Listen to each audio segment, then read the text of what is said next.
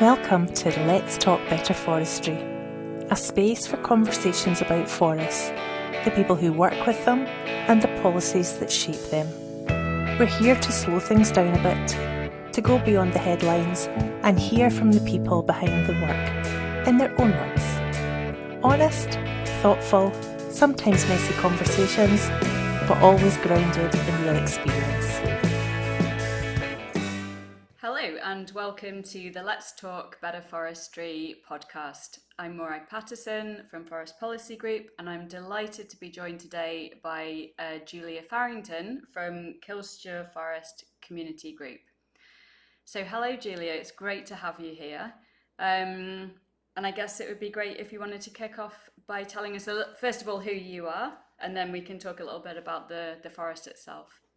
Great. Well, hi, Morag, and thank you very much for asking me onto your podcast. I'm very, very glad to be having this conversation.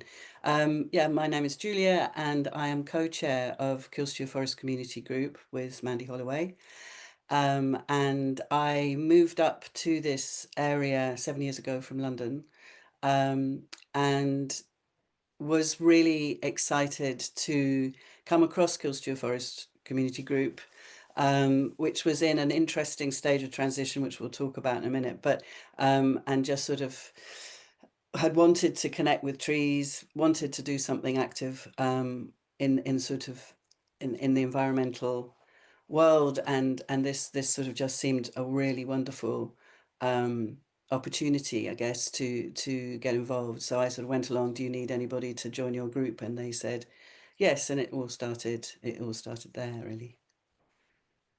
Fantastic. So do you want to tell us a bit about the forest itself, where it is, how big it is, what type of forest or what types, because often forests are more than one thing?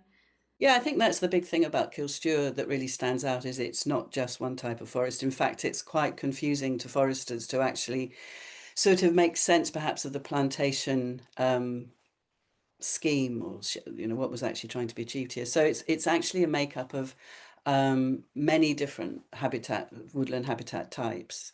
The predominant one is lowland mixed deciduous, but there is coniferous. There are stands of conifer.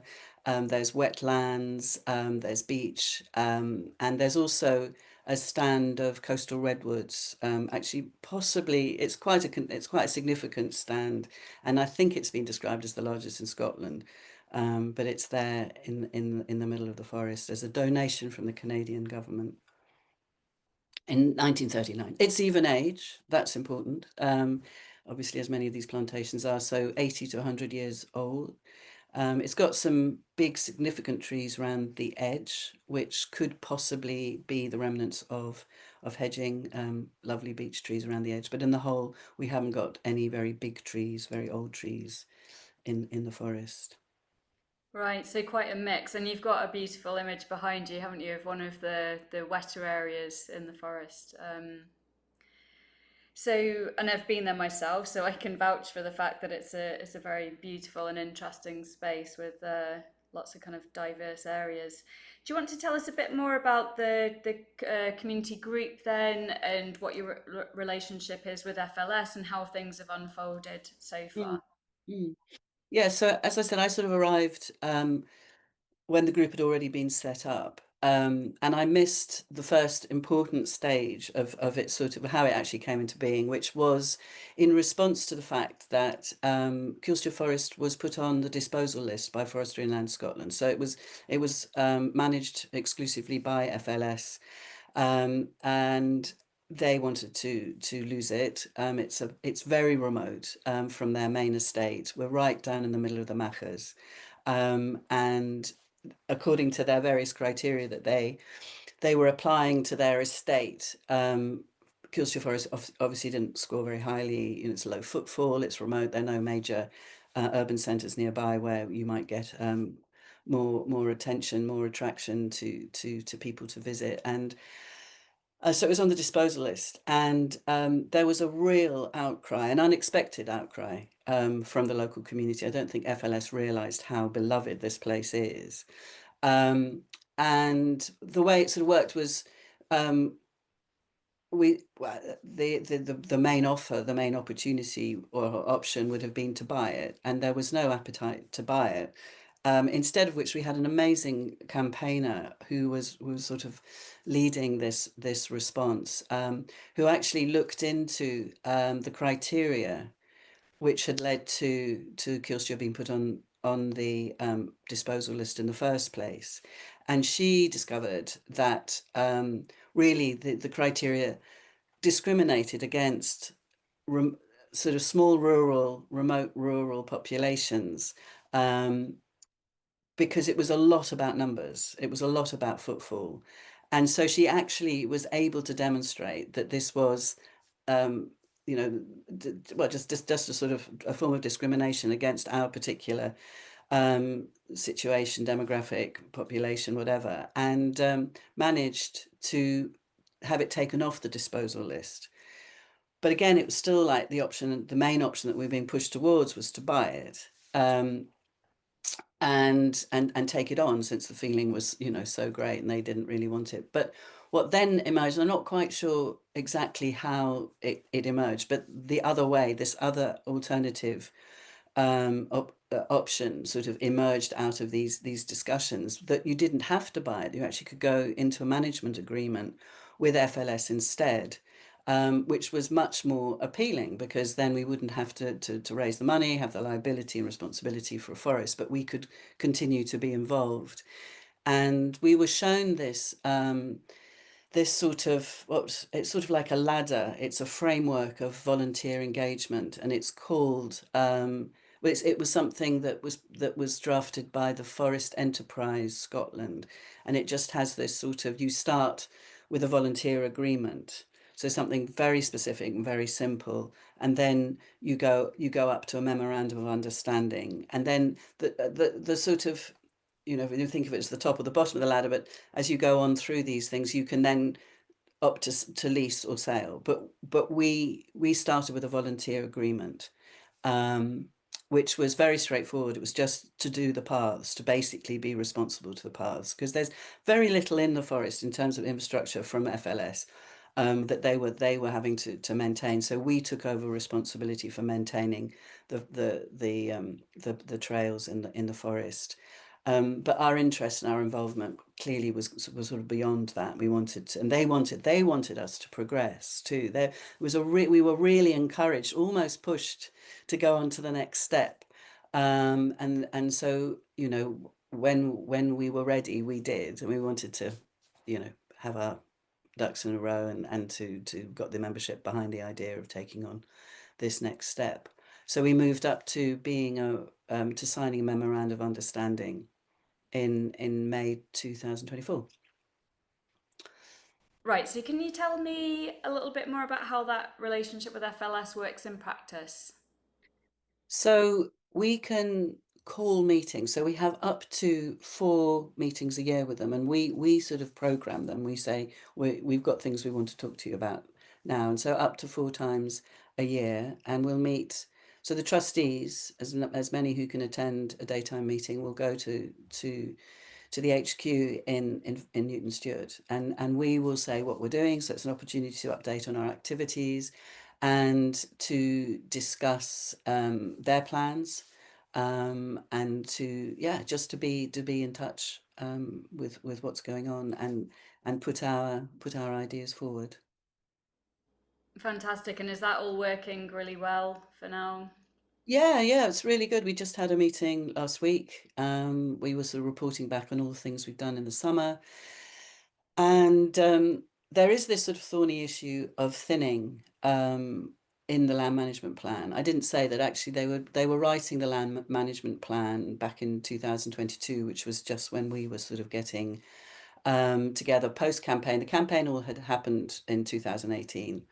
And then there was the land management plan. And I think that's when the relationship with Forestry and Land Scotland sort of really started to develop, because they could tell by the input that we were having or wanting to have into the land management plan was very much to do about woodland management. We weren't, I sort of get the feeling that we stood out from other groups, or that's kind of what we were told anyway, that many groups have a particular thing that they want to do in a forest. It may be an educational thing, it may be well-being, it may be building a structure and having a meeting place. So it might have quite a strong sort of social side to it. But we were really interested in the forest. We wanted to the forest to thrive, and for us as a community group to do what we could to support the forest's well-being. That's always been our first objective. And so actually, when we were doing there was the standard consultation, which is part of the planning process. So that, as I'm sure you know, FLS has to get sort of community input. So we actually had two public consultations based on the level of our interest, and we're actually encouraged to comment on draft plans. So I think we were, that's not standard. We were sort of being involved more. Um, and where was I going with that? So the planning process, and then so yeah, so part of the land management plan is to carry out some thinning in the forest.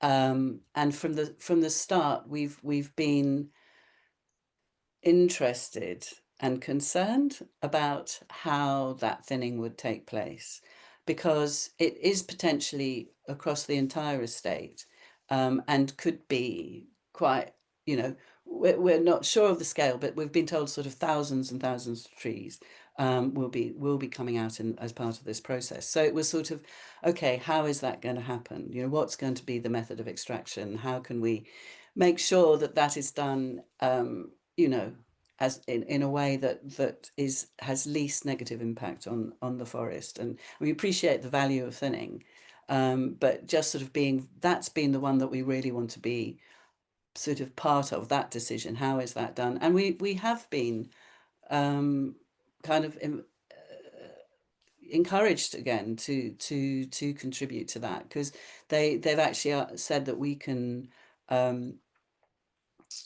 suggest contractors to undertake the work, and sort of, and I think that the first ideas that we heard when we asked about what would the thinning look like, it sounded very much like a sort of standard contract, where, you know, you couldn't put too many exclusions around it because you wanted the contract to be viable for a third party. FLS wouldn't do it, but neither would they be able to sort of get someone to be too selective. You know, you've got to have time and economic viability as really sort of quite important factors in how the work is done.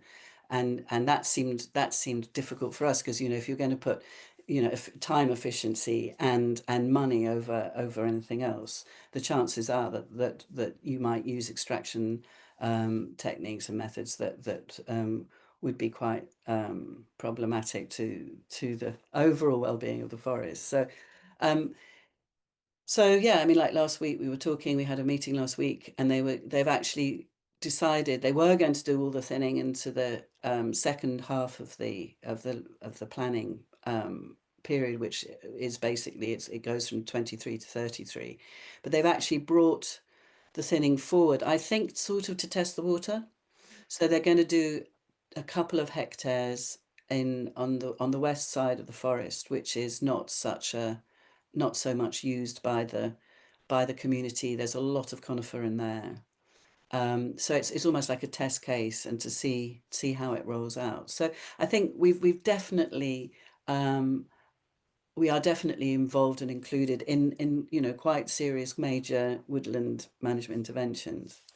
Yeah, yeah. No, it sounds like a fascinating and interesting relationship, quite unusual as well. So it'll be interesting to hear how that unfolds, and maybe have you back in, a couple of years' time. Yeah, yeah. Um, I know you also work with Southwest Scotland Environmental Information Centre, which is a bit of a mouthful. We know it locally as Swiswick, but not Mm. everybody's from Dumfries and Galloway. So, would you like to tell us a bit more about how that relationship evolved and how it's impacted your activities?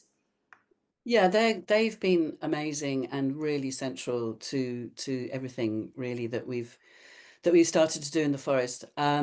So basically, the sort of backstory to that is we were having a walk through, excuse me, the forest back in the day. I think the land management plan had probably been finalised. We were walking through the forest with one of the foresters, and he said, no one knows what's here. Beyond the fact that it's, they obviously know something about the stock, but the idea of what's actually in those forests as a sort of larger ecosystem story was something that they didn't have much information, much data on, and that for us immediately signaled a role for the community. So, well, we can bring that resource, we can bring that capacity to find out what's in here, and what a lovely challenge.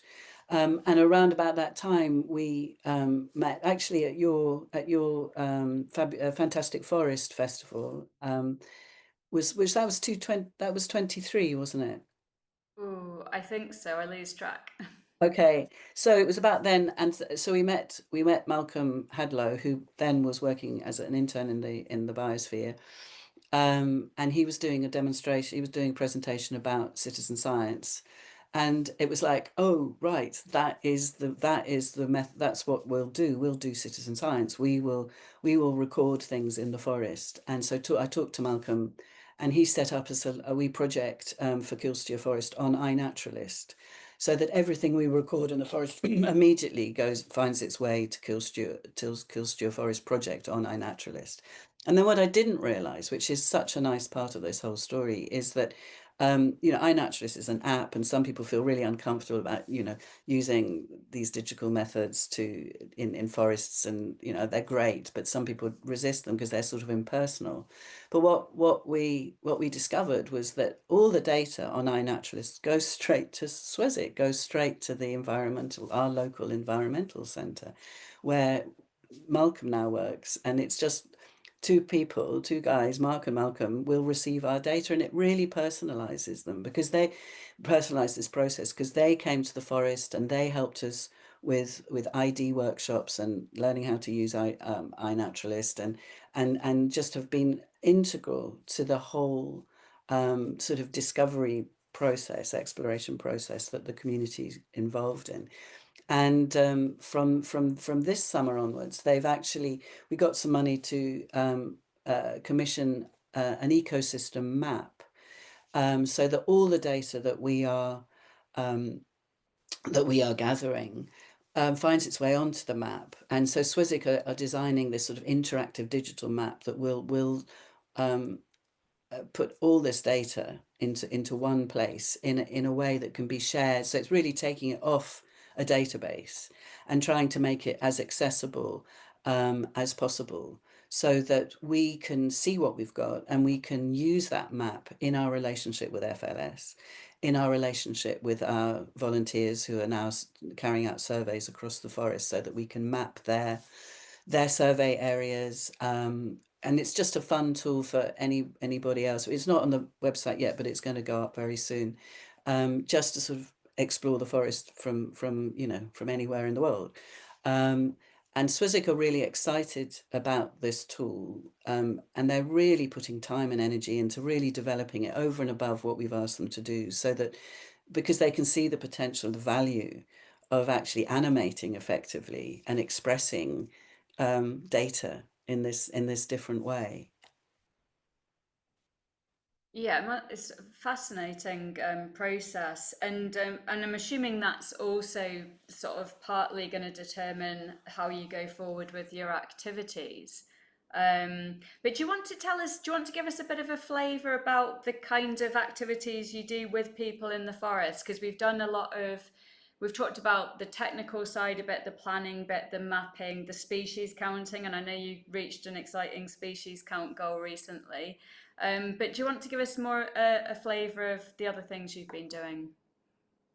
Yeah, so yeah, encouraging people to record in the forest is a big part of it, and then doing these species ID workshops with specialists, so sort of bats and fungi and flora and bryophytes and glowworms and invertebrates. So we've done a lot of different sort of ID groups, and people come along and sort of learn amphibians and learn about these different species, but also either sort of indications of their habitat or how to identify them.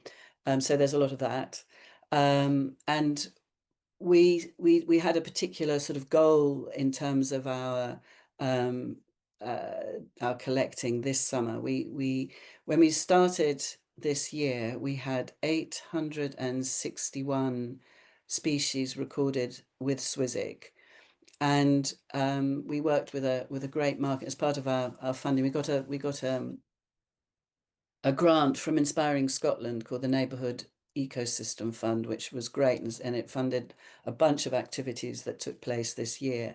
And at the start of that, we worked with a wonderful sort of volunteer marketing consultant who said, let's set a target for and to get more people involved in the recording process. So we said, could we reach 1,000 species over the course of the year? Could we raise our number from 861 to 1,000? So we sort of started this thing called Kilsture 1000, and it was great because it was a lovely sort of promotional tool. It was a nice thing, and we had a fantastic project manager, Elaine Rainey, from who we knew, in fact, from Scottish Badgers. She'd already helped us set up a local badger group here.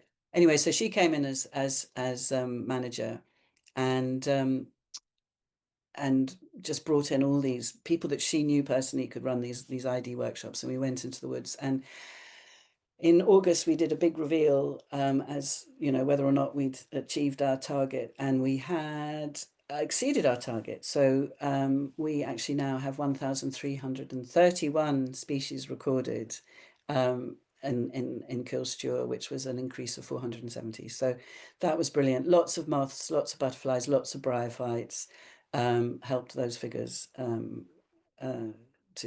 achieve those figures. But then we also, we're sort of doing these lovely sort of getting to know the data. We had a lovely session with ground flora as well, and but we also sort of wanted to know the bigger picture. So what it's sort of like, how is the forest? Is it well? Is it showing signs of biodiversity health? Is it in good condition? And I was talking to Petra Guy, who you'll know because you work with her through the Art Science Forest thing, but we met her through our mycorrhiza symposium that we did last year, because we're very interested in what happens under the ground as well as on the above it. And Petra and I were talking about that. She said, "Oh, you could do a woodland condition assessment." And so what actually happened was that part of the grant that we got was to pay Petra to train us into what a woodland condition assessment was and how we would carry it out. And what she did, I thought we'd have a sort of off the peg woodland condition. There's actually an app now, but I thought she was going to help us sort of use the app, and it was going to be fairly straightforward. But what she and her lovely PhD student Julia Farrington did was they created a bespoke woodland condition assessment methodology that could be carried out independently by non-experts. So they did a sort of simplified version, giving us a bunch of different things to sort of survey and count. And well, it was a lot of counting. So it was basically getting numbers. So we had a training over 2 days, which was lovely and great fun. And one day in the classroom, one day in the forest. And basically we were surveying 10-meter plots and looking for tree age class, deadwood class, ground flora, and all sorts of ways of collecting that data, and then attributing scores to those. And then they crunched the data and came back with a sort of results scenario. But I think we had a really good meeting with them online. It's really well attended, very, very good discussion. They gave the results, and there was discussion. There was some real sort of experts in the audience and online audience, and asking quite a lot of questions, and it emerges as something that is, we're not going to. I mean, I don't think they made any set up unreal expectations. But the data that we collected is not going to give us a sort of full woodland condition result after this one phase. What they see it very much is it was a trial. And it's a work in progress, and we're going to build more data into that. We're probably going to survey basically the data set that we did was too small, but it was just a beautiful pilot of this idea. And I think the really important thing is that we had a lot of fun doing it. It did very much. There were 24 people involved. 20 people involved, and we covered the whole forest, going into the different woodland habitats, and it really it changed that connection, or it created a connection with the forest that doesn't exist when well, it does exist. It can exist on any level at any time, but it was a different way of connecting to the forest, and it was starting to look at bigger processes rather than individual species. So beginning to see, the role of water, the role of light, the role of decay, degeneration, regeneration, all these processes that actually make up the dynamic of a forest, which was really exciting, and something that we can build in. And I think it really drew people in at quite a, it was very, people really enjoyed it and got a lot out of it. Yeah, it sounds absolutely fascinating. I attended one or two of those events, so yeah, and it sounds like something that could really possibly be rolled out in other places as well. A lot of potential for that. I wanted to ask, because there's a sort of educational and learning and growth aspect to all of that, isn't there? Because am I right in thinking you've got a relationship with the forest schools? Because I know there was a fun day, wasn't there? But that was back a couple of years ago, and I think there was the biosphere there and different people. But you've got an ongoing relationship with the forest school, have you? Yes, yeah, I'm very excited about that, because obviously one of the main things that we have to think about is the future, and everything is really about the future of the forest, but also future custodianship of the forest. And we're working with a really wonderful young, newly qualified forest school teacher, Tony Lamont, and she carried out a feasibility study for us last year. The goal was her lovely sort of mantra that she came in was she wanted every child on the Machas to have experience of forest school in Kilsture during their primary years. And so she did a feasibility study in which she went round to all the local primary schools on the Machas, and um, talked to heads, asking them if they would be willing to bring forest school into the school day. So it wouldn't be a sort of club after school or something at the weekend when only a small proportion of the school population would actually have access, but actually to have it during the school day. And she got 100% sign up to this, which is just amazing, because that was absolutely the dream. And so we got funding for that feasibility study from the Kilsture Community Fund. And then we went back to them asking for a year's funding to roll out a pilot year to actually just see how it run, because the kids obviously have to be picked up from school, they have to be transported to the forest. No school is close enough to walk. And how would the logistics work, and how could it work within the school day?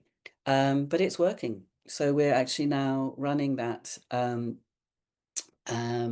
kids will have 9 2-hour sessions in year 6 and 9 2-hour sessions in year 7. So every child will have a substantial amount of time with that in the forest. And forest school, I don't know whether everyone knows about it, but it's a very much around, play is a very important part of it, building confidence in sort of in outdoor environments, taking sort of controlled risks, and learning to climb and light a fire, but under very, very sort of managed conditions, and yeah, just to have the freedom of learning about nature in nature. And it's wonderful. I'm very excited about that. So the idea now is to try and get funding to make it an ongoing provision, forever and ever. But I think that's we'll see about that. But yeah.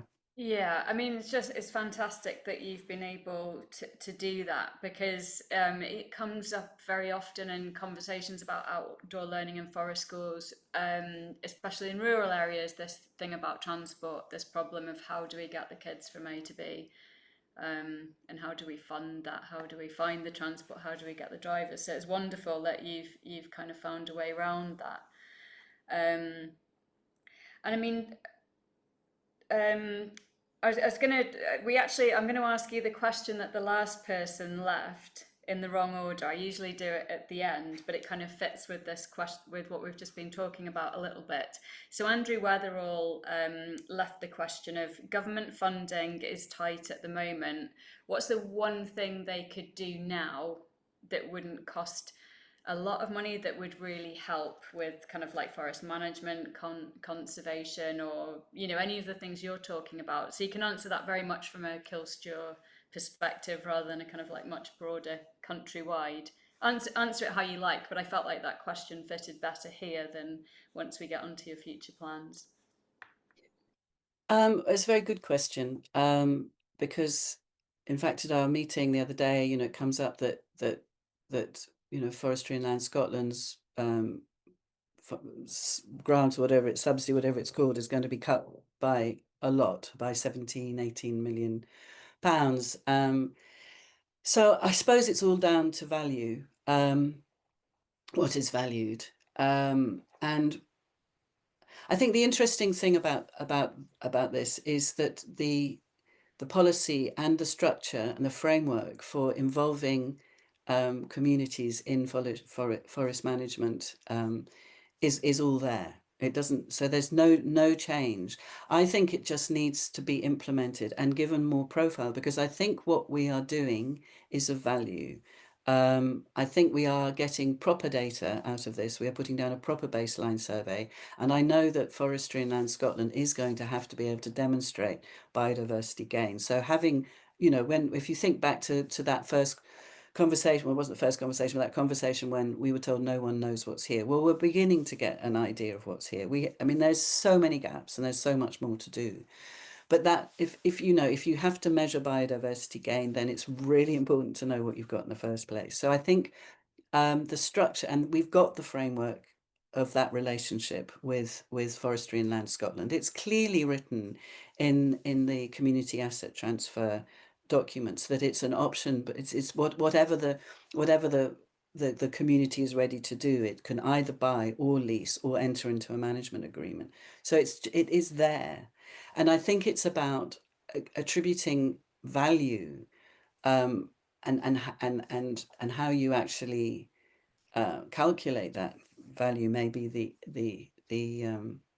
challenge, but the value of gathering this data, and actually its value over long term, because the more we know about biodiversity and where the gaps are and how we can sort of support a healthy biodiversity, we're actually building in climate resilience, which has to be important.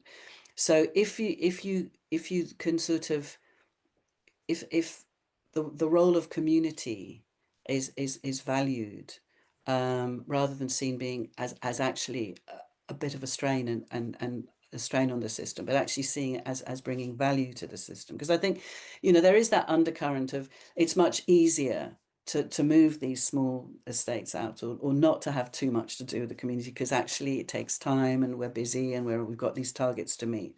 So it's how do you recalibrate that and give value to that thing that is already provided for in law, in acts, in the Community Empowerment Act. It's there. And then so it does, and the framework the community, what's it called, the forestry enterprise thing that we're on. So it doesn't take any time, because it's already there. So it's about implementation, but also valuing, and having a sort of agreed way to value Mm. uh, a community input. Does that make sense? Yeah, absolutely. So that, and there's elements there, isn't there, of looking at value from not only a financial perspective, but then there's also You've talked about how you have to keep going back to different pots for funding, to be able to do some of the work you do. And I know that Kilsture Forest has got an incredible volunteer base as well, that are very well managed and very willing to do it.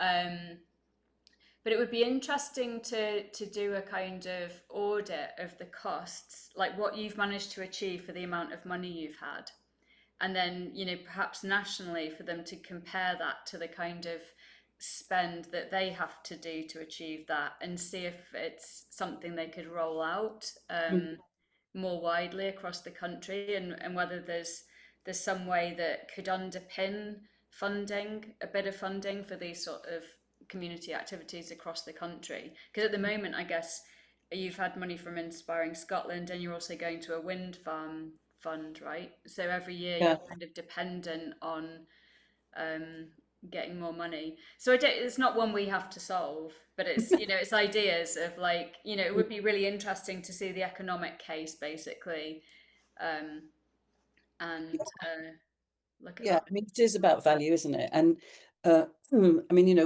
was in preparation for that, sort of adding up. We've brought in about 60 grand, Hmm.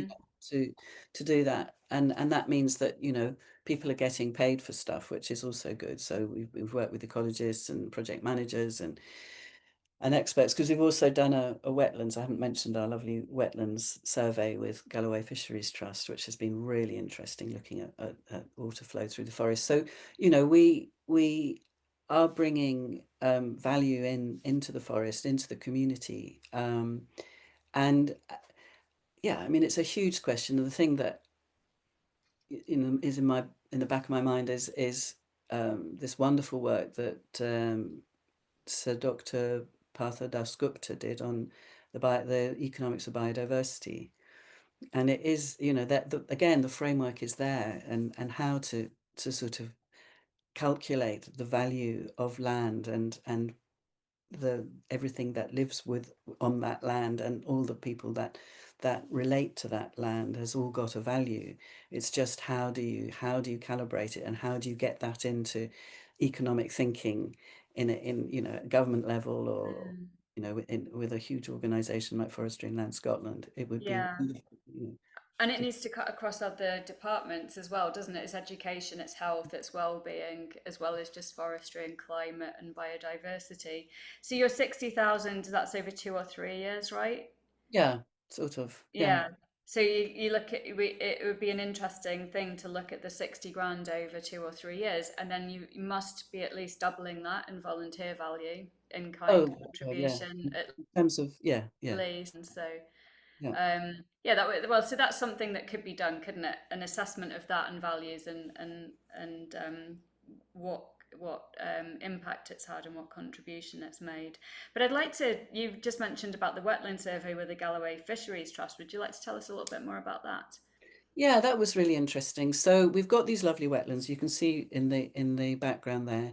That's looking very lovely. That would be early summer, but by midsummer, it's sort of drained away and not looking nearly so good. Um, and there are sort of waterways through the forest, some of which have got some quite healthy looking riparian habitat. Some are looking very, very degraded. So. Martin Robinson, who sort of runs the volunteer group that does the path maintenance, has always been really interested in these wetlands, and how they might be um, restored. Because the other thing to say is, again, this is where everything sort of crosses over from the woodland conditioner survey. The wetlands um, scored highest in terms of biodiversity, which isn't a surprise when you look at them. They look rich. I mean, that's, I think, a point that was made about the woodland condition survey results, is at the moment they're really just sort of confirming what you can already see. So when you go into a conifer area, like under the redwoods, I was doing a plot with my partner, and there was literally no ground flora. So so you record that, and it comes very, very low on the biodiversity list. So it's confirming what we see at the moment. But wetlands are a key habitat. We know that, and we can demonstrate that. And we wanted to know how to support them, or what's going on. So we asked Galloway Fisheries Trust to come in and do a sort of quick survey with us, and then a walk around to see what they'd found. And they said that the flow of water through the forest had been reversed as part of the planting program, at which point we can't know, but that actually um, uh, so that the water was being drained away from the wet places and towards the dry places, which sort of makes sense. But that actually restoring the natural flow of water would have a lot of knock-on positive effects for natural processes across the forest more generally. I mean, obviously, there would be all sorts of consequences of reversing, even restoring the flow of water would be a major intervention. But it really sort of it it it struck a chord, I think, with people in the group to sort of think, oh, there's a sort of, it was almost like there's a key here that could be turned back, and that somehow with that restoration would we would get more water standing in the forest for longer. And that would have environmental benefits. It would also have climate resilient benefits. So that sort of started to really appeal to the group, and so we decided to put that forward to the membership as a possible next step out of all this work that we've been doing, all the surveys. We've had a drone survey, we've had this and that. This thing sort of seemed really fascinating and so fundamental. It's about water, and water in climate change is such a big issue. So, I mean, obviously flooding and drought. So we wanted to know. So we first of all went to the AGM and said, does the community support the idea of doing a big feasibility study into water in the forest? And came back with a sort of unanimous support for that idea. And then with the FLS, we took it to our meeting, and they are certainly very happy for us to try and find funding to carry out the feasibility study. And then obviously then you have to really look at the consequences, on your neighbours, because we're surrounded by agricultural land here. So how's that affecting farmers? And I mean, obviously the feasibility study would take all that absolutely into account. But I think the way we were told about it is that you could do it very incrementally, just because basically there's lots of ditches, and ditches are going to, I mean, it was new to me, but I'm sure it's not new to most of the people listening to this. But we've got some very deep ditches that could be filled in, and other ditches that could be dropped, and you're playing with water levels and flow. So it could be done by people. It wouldn't have to be done by big machinery. Although obviously it can get to be quite big. But we would be very interested in just understanding how you could do a small thing in one particular area, and just bring some more water into that place, and so and also it could be reversed quite easily if it doesn't. So this idea of sort of thinking about water in the forest and its flow, and how it's been changed in the past, and the consequences of restoring it to its natural flow, is something that, if we get the money together to do it. Jamie Ribbons at Galloway Fisheries Trust is very keen to help us do this. They would do the thinking with us, but that we would have a role in a feasibility study. So any of the actual surveying, because there'll be lots of kind of time-consuming things that feasibility study would involve. But the volunteers would actually be very involved in carrying out the work to deliver data and results on that study. Wow, it sounds fascinating. And roughly how long do you think it would take, the feasibility? Pass, don't know. Okay, fair enough. Yeah, no, it's a big question probably, and it may be that as the process unfolds, you find out how long it's going to take, I suppose. Jamie would know. I mean, but that's the next sort of piece of fundraising that I want to do now, is to get money to bring Galloway Fisheries in for however long it takes. We'll have to work that out. Yeah, well, maybe someone listening might be very interested in your project. Mm. What would you like to, before we wrap up, have you got more sort of future plans that you'd like to talk about? Anything else in the pipeline? And if not, just don't forget you must tell people how they can find out more about the forest and become a member, even if they don't live there, etc. Mm. Mm. Well, everything is ongoing. In fact, tomorrow night, we've got the next um,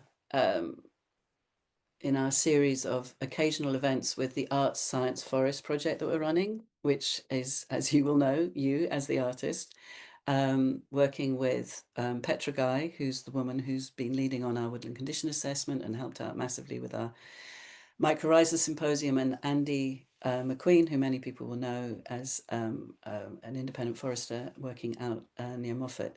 And this will be the third time that you guys have got together to talk together, to go into the forest together, and to in a very open-ended way, just explore what it is to be in a forest, thinking about a forest across disciplines. So it's really open. And so far, I mean, would you like to say a bit about it? Because it's it's something that I know you really enjoy, and the experience of. Yeah, I could say something briefly. Yeah. So obviously, this event will be passed by the time people are listening to this, but hopefully that project will continue. So with my one of my other hats on, my day job as an artist, I've been working on the project Julia's just mentioned. From my perspective, it's been one of the best jobs I've ever had. I think I said that at one of your recent meetings, because it's so rare as an artist that you get the chance to work with people across disciplines, first of all, so working with a forester and a scientist, but also to have real free reign, that you're given this time and this space to walk together and be in a forest and just observe and talk and see where that conversation goes, and then to be able to kind of like feed back to you and to the other trustees, and to see how those things evolve. It's such a wonderful gift to be able to do that. And then also the way you so we presented the kind of outcomes of those. I think we've had 2 days now, haven't we? Back to the trustees, and then you got a visual artist to draw the minutes up as a graphic, which was just such an incredible way of capturing everything that we talked about. Is that something you've used at other meetings as well, or? Sure, yeah. I mean, it's just a beautiful way of encapsulating this enthusiasm. I mean, it was so rich and so enthusiastic, and so many things you fire off each other in such a positive way. And I mean, I think the conversation we're going to have tomorrow will be online. So this is the first time it'll be outside the forest, but it will be more generally about how you three approach the challenges of climate and biodiversity crisis in your work, and yeah, just that. I mean, I don't know what I'm really looking forward to the conversation tomorrow. But I sort of think it's a real resource, and we're doing all this surveying, and we've got this relationship with FLS. But I love the sort of the open-endedness of this relationship, because I think it's really valuable. I think at some point it's going to settle into a form, and I hope to be able to sort of, that you'll be working, in a consistent way. I mean, obviously you're very busy, but it'll be something that happens regularly, and it will feed into our thinking. So it really is a sort of stimulus of I mean, I like to think of you as sort of future watchers. What don't we know? What should we be thinking about? What's interesting out there in your world that could help us understand what we're doing better? And yeah, so it's just, I feel it is this very rich resource, which is great.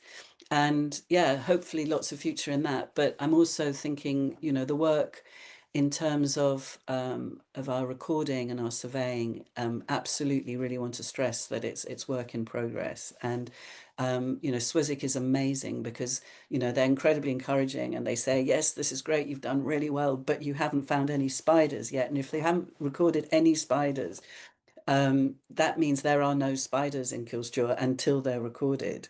So look for spiders, look for small mammals, fill in the massive gaps in our invertebrates. You haven't got many birds yet. There are bound to be birds you haven't recorded yet. So it's lovely. That relationship is really, really strong, and with their enthusiasm of building the map, that is going really well. So yeah, I mean, there's lots to be excited about, and to feel we're just scratching the surface, but having a lot of fun doing it, really enjoying it, and yeah, it's going well.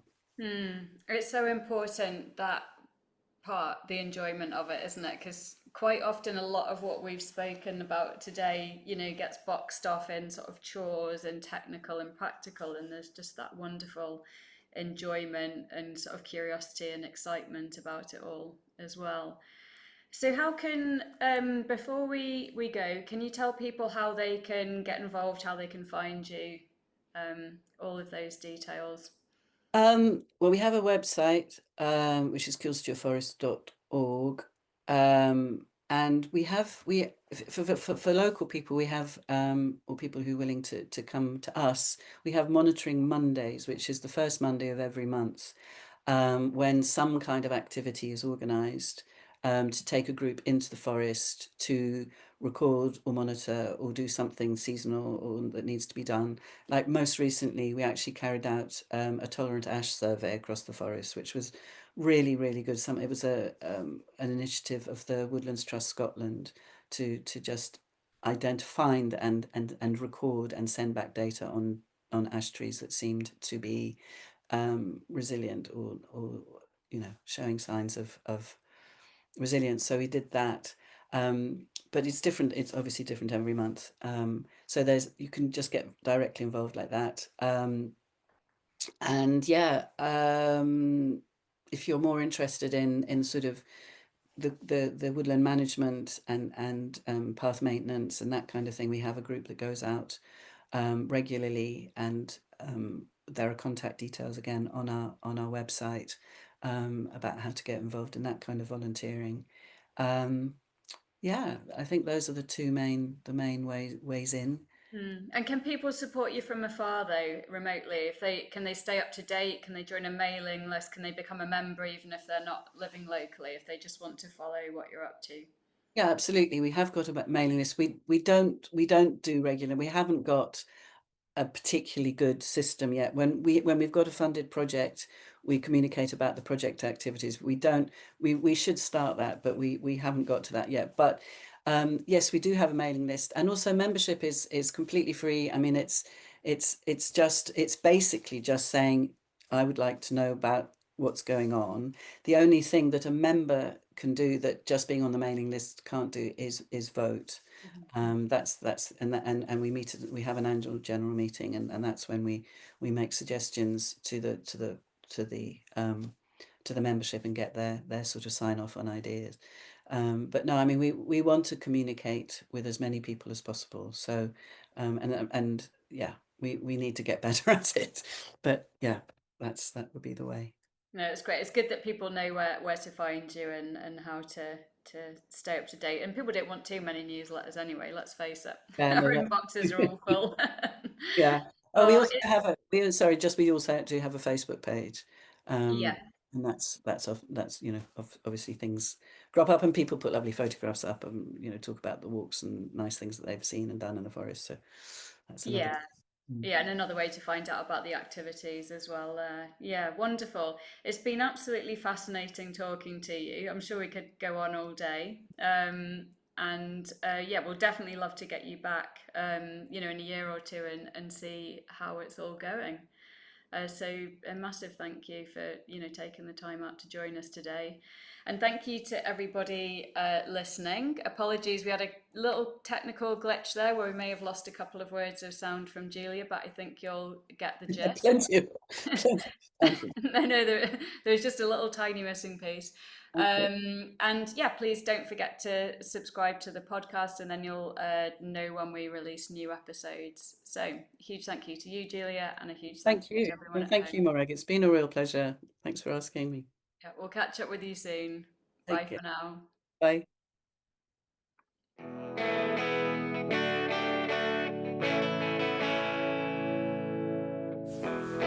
Thanks for listening.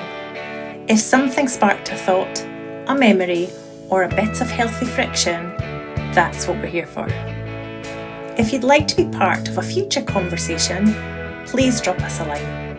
You can sign up to Forest Policy Group or support the work we do with a donation. It all helps to keep things moving forward. Until next time, take care.